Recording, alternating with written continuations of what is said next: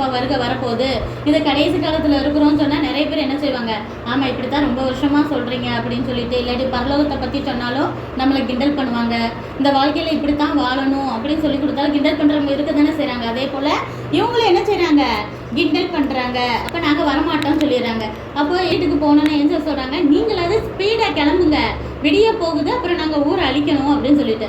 உடனே ஆனால் அவங்களும் ஏன்னா உடனே இப்போ கிளம்புஞ்ச உடனே நம்ம கிளம்பிடுவோமா, கொஞ்சம் ஒரு ட்ரெஸ் எடுத்து வைப்போம், ஐயோ எது வேணும் அது வேணும் அப்படின்னு எடுத்து வைப்போம், அப்படித்தானே. அவங்களும் எடுத்து எல்லாத்தையும் மூட்டை கட்டுறதுக்கு கொஞ்சம் நேரம் ஆகுது.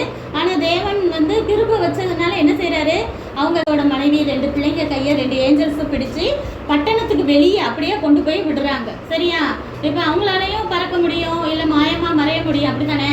அந்த மாதிரி அவங்கள வந்து ஊருக்கு வெளியே கொண்டு போய் விட்டுட்டு ஏஞ்சல்ஸ் சொல்கிறாங்க, நீங்கள் அந்த மலை தெரியுது இல்லையா, அந்த மலைக்கு ஓடிப்போங்க அப்படின்னு சொல்கிறாங்க. சரியா, உன் ஜீவன் தப்ப ஓடிப்போ, பின்னிட்டு பார்க்காதே அப்படின்னு சொல்கிறார். உன் ஜீவன்னா என்ன, உயிர் கலைக்கணும்னா இங்கேருந்து ஸ்பீடாக ஓடுங்க, ஆனால் பின்னாடி மட்டும் திரும்பியே பார்க்கக்கூடாது.